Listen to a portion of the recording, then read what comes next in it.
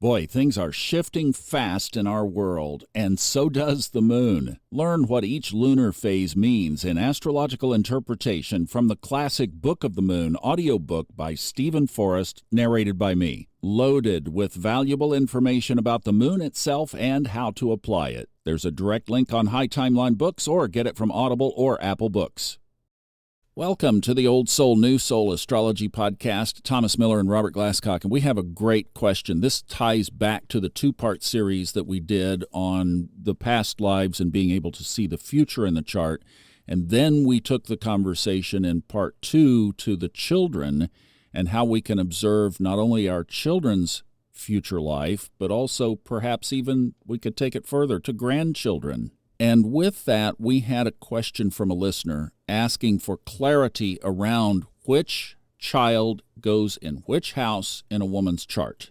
And when we were talking about the mother's chart, you had asked about miscarriages and abortions, but what if, say, a woman had a baby and the baby passed away, like it was born, but then it passed away after a few weeks? It was her first child. Would that child then take the fourth house?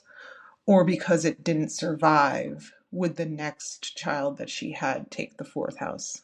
I hope that makes sense. Thanks.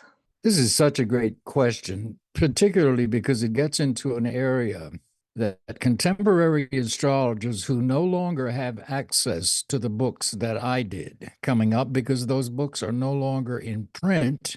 It's amazing to me, for example, that Mark Edmund Jones' book on horary astrology is no longer in print.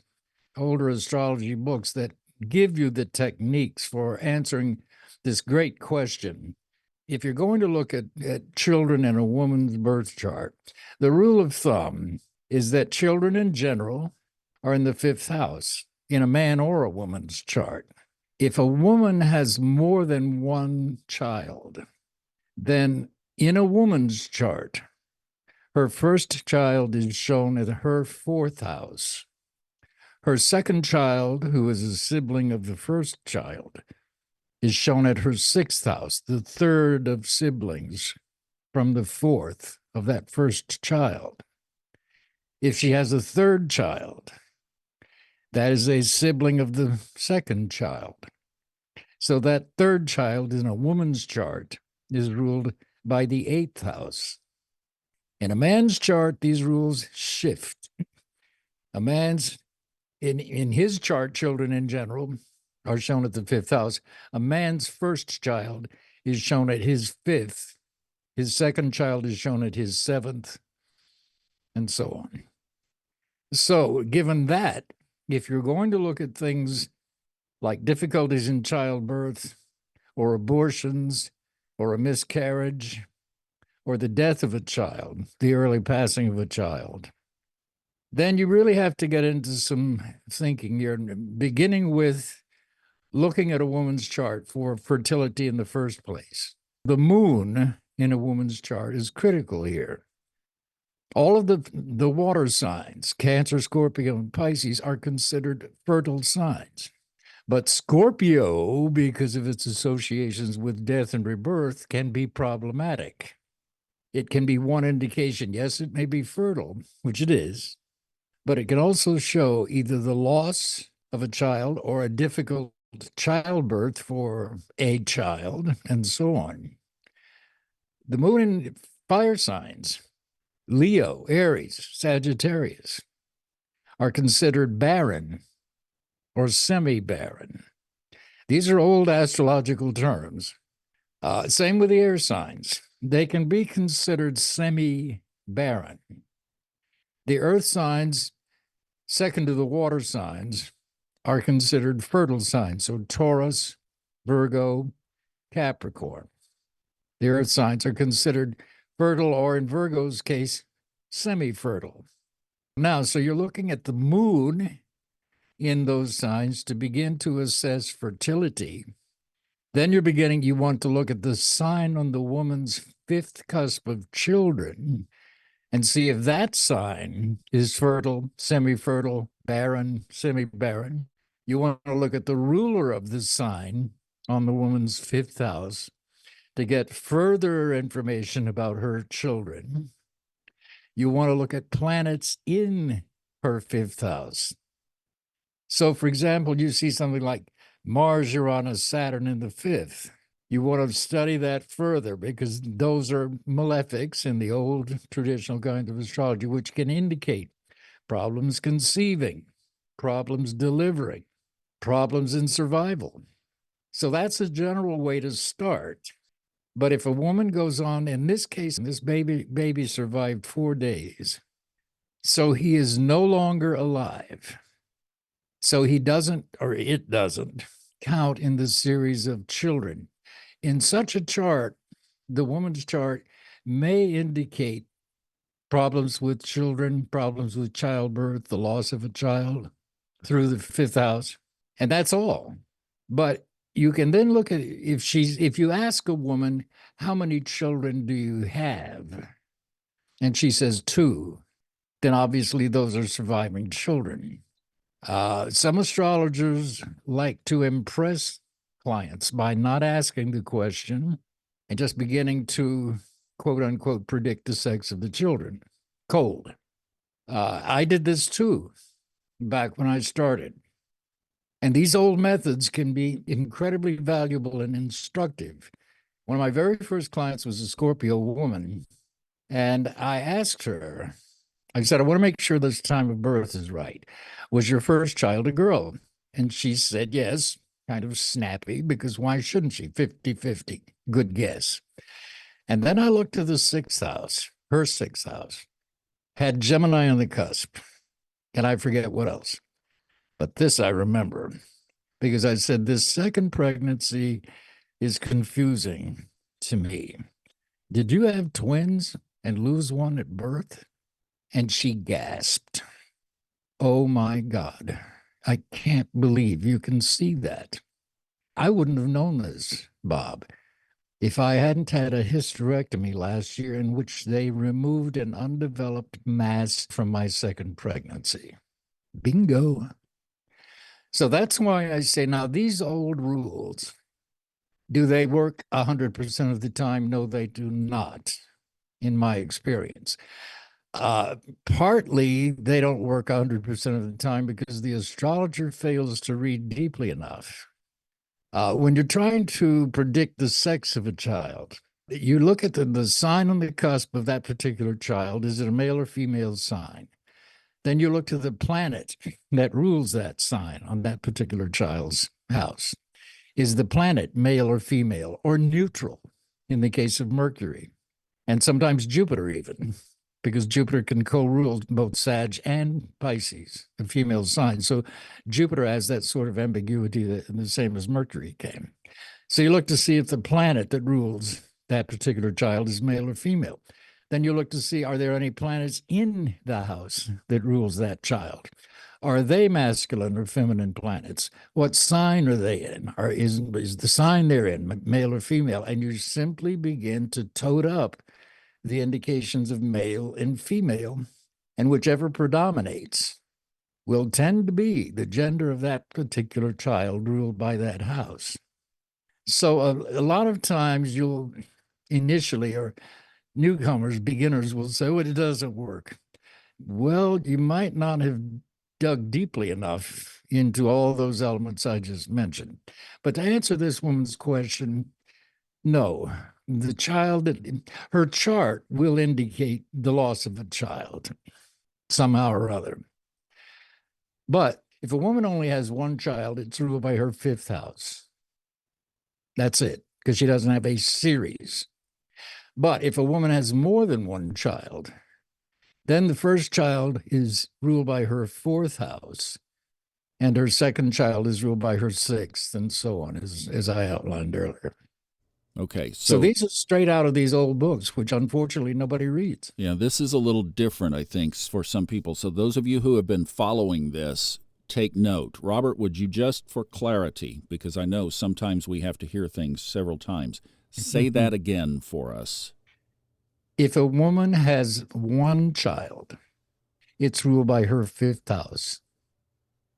If she has more than one child, the first child in a woman's chart is ruled by her fourth house. Her second child is ruled by her sixth house. and so on. Each successive child is ruled by the third from the previous child's house. So her first child, if she has 3 children, first child will be ruled by the 4th, second child will be ruled by the 6th, third child will be ruled by the 8th. Okay, so what about, let's go back to her question. She said a baby was born, it was first in a series, and it died within a couple of weeks. Then I'm implying from what she said, another child was born and lived, but that's all we know. So at least one other child. Where would you place these 2 children? Well, again, if she only has one child that has lived to maturity, that child is ruled by her 5th house. And this does get complicated. It's not that complicated, though. Her 5th house will show difficulty in childbirth or the potential loss of a child. All right, then she goes on to have another child. Again, the only surviving child is her one child. It too is ruled by her 5th house.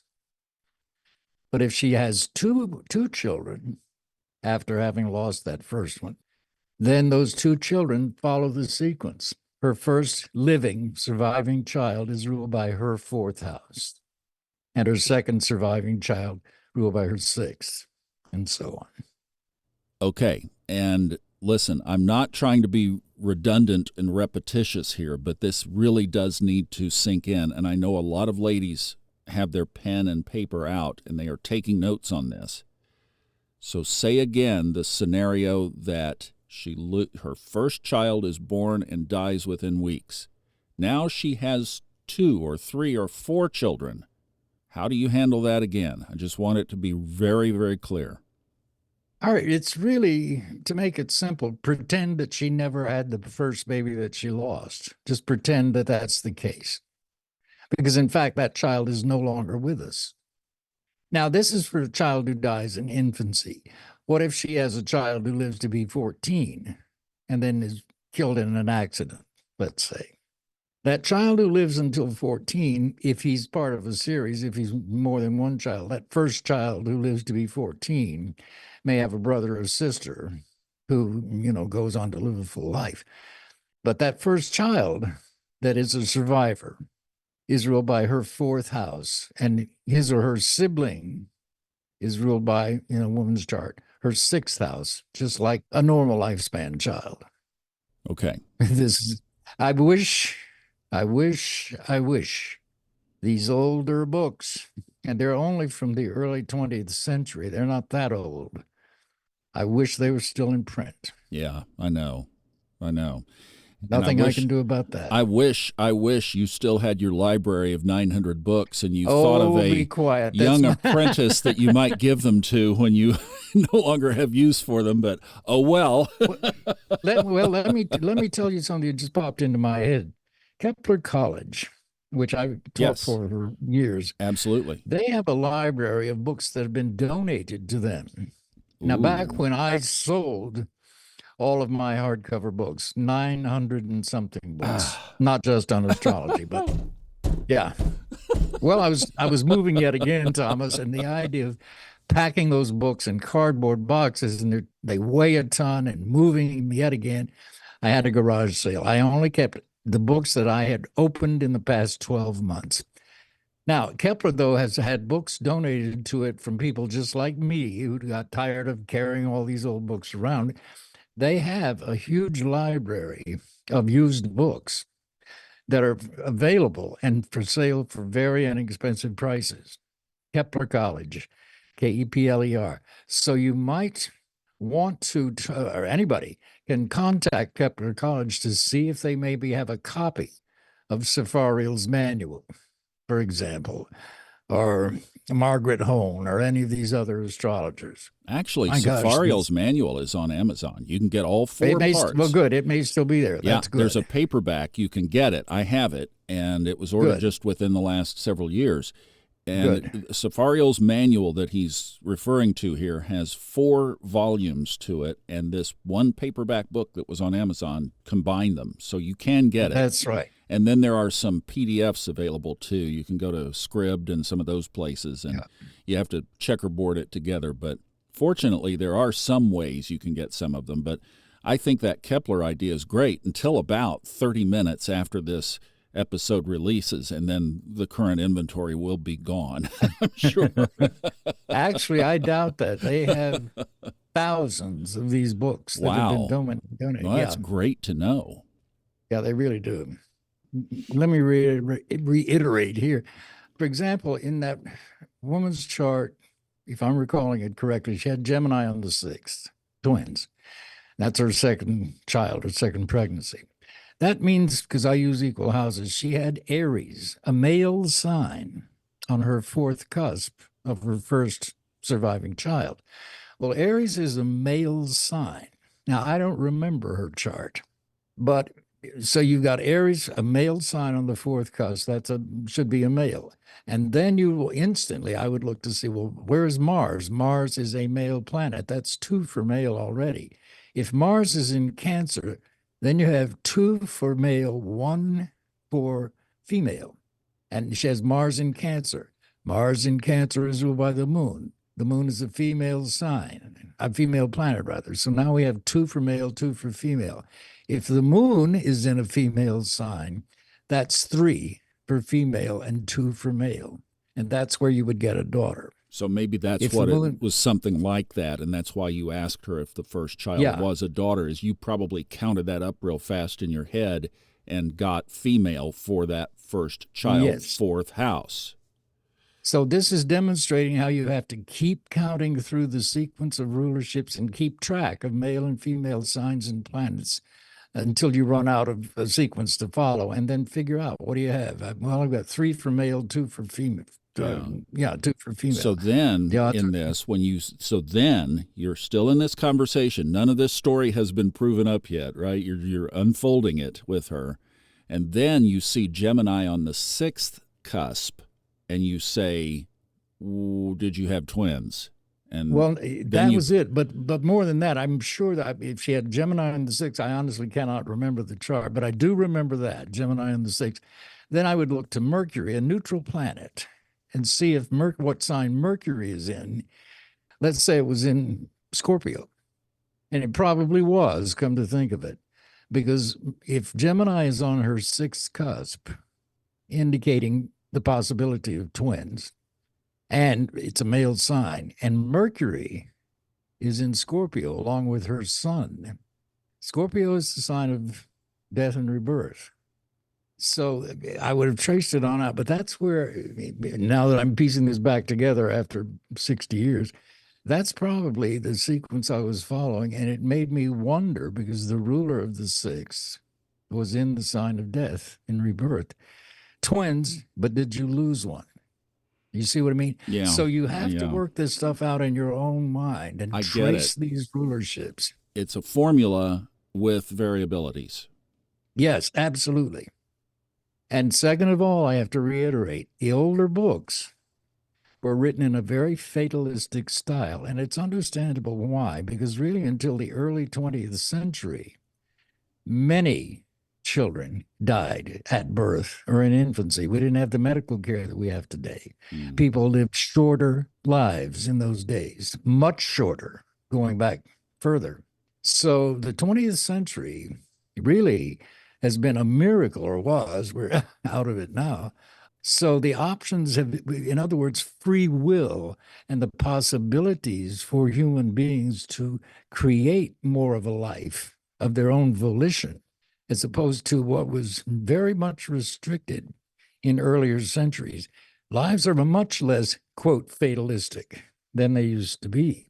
So nothing in astrology is 100%. If it were, then every single event in your life would be absolutely predictable. And that's not true. We all have, the whole point of astrology, especially when you see the bad aspects in a chart, gee, I don't want that. Great. You've just made that trait in yourself conscious. So now you have power over it and can change it by consciously improving whatever the negative qualities are in your chart. All right. Well, thank you for clarifying all of this very much. I think it brings a whole new depth and certainly tools that people need to have in their repertoire. Thank you, Robert. You are welcome. Hope you can find those old books, everybody. I'm sure they're on the hunt already. All right. That's going to wrap it up for this episode. Wanted to get this in. And we will see you guys next time on the Old Soul, New Soul Astrology Podcast with Robert Glasscock. Thanks for listening.